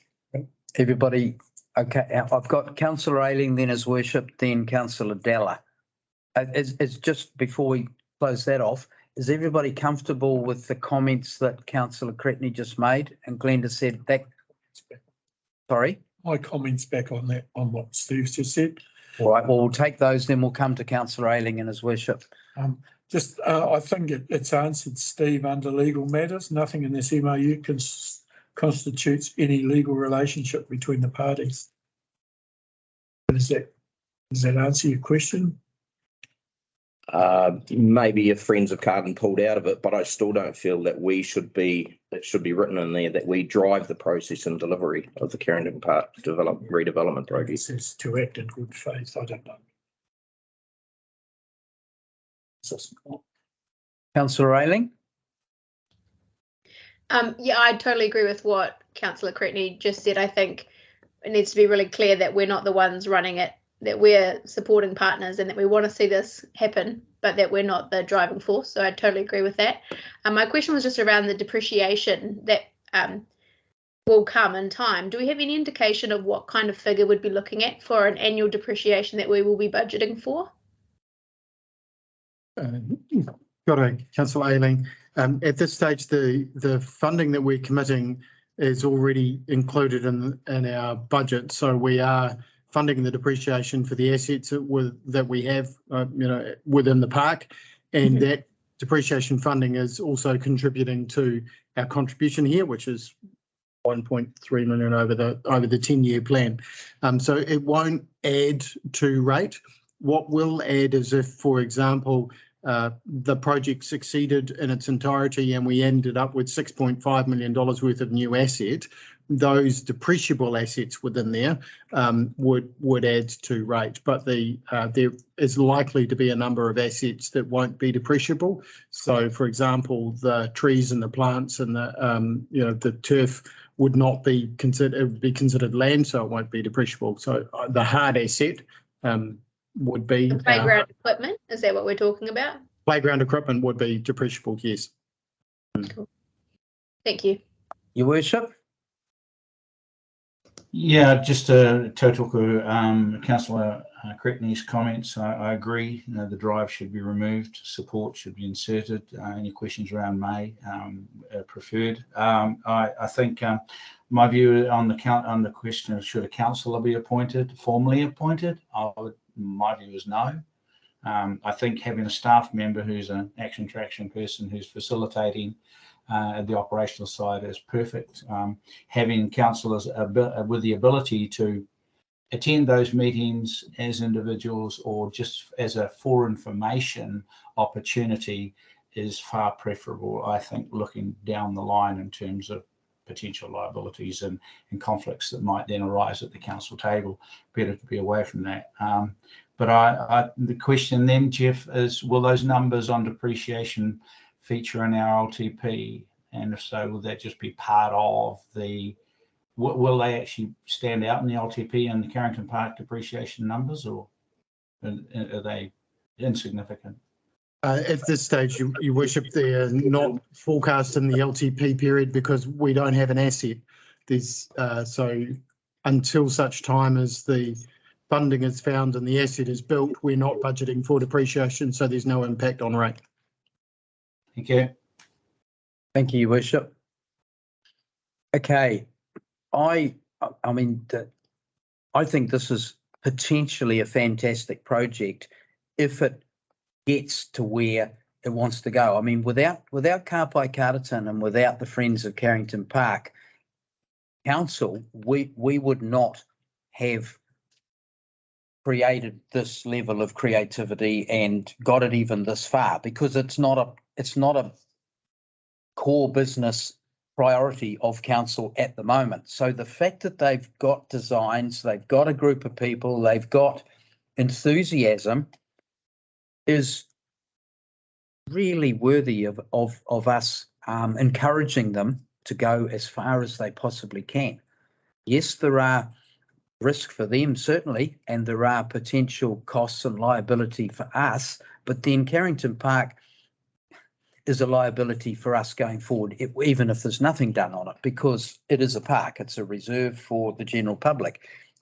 I really want to acknowledge the people who are involved to date and wish them all the very best. I agree with the comments that Councillor Cretney has made. I think we need to take this opportunity before we endorse or sign the MOU, that we make sure the wording is the wording that we want tabled in perpetuity, so that there's no misunderstanding later around where obligations might lie. So I'm completely comfortable with those wording, which neither should stop the intent of the MOU. So if there's no further comments or questions, I move to the recommendations on page 168. We have received the report and final detailed design 1. Secondly, agree to endorse the MOU between Friends of Carrington Park and Carterton District Council, including the changes proposed during discussion. Does that cover it, Glenda? Yeah. You all comfortable with that? Councillor Newman? Can I vote on this or no? You have expressed a conflict of interest, so the answer would be. So you are part of the Friends of. Yeah. It's probably best that you abstain. You declared the conflict at the start of the meeting, so that, you would have. So our counterparty to what we're proposing in this recommendation, I think it's probably best that you. Yeah. That'll affect the outcome. No, I don't. No. Okay, so let's move to the recommendations. Point 1, that the council receive the report and final detailed design for Carrington Park upgrade. Do I have a mover? Councillor Cherry Campbell, Councillor Cretney, all those in favour? Against, carried. And secondly, that council agrees to endorse the MOU between Friends of Carrington Park and Carterton District Council with the changes proposed during discussion. Moved by Your Worship. Are you moving that? I just saw a hand come up. I wasn't sure if that was a moved by His Worship the Mayor, seconded by Councillor Cretney. All those in favour? Aye. Against? Carried. Thank you. Thank you, Glenda. And please thank all of those involved in the process thus far. Okay, we're at 2 hours from the start of the meeting. We'll have a 5-minute comfort stop and a refill. And if Destination Wairarapa haven't come back, we'll move straight to 7.11, which is the CE's report. Go for it.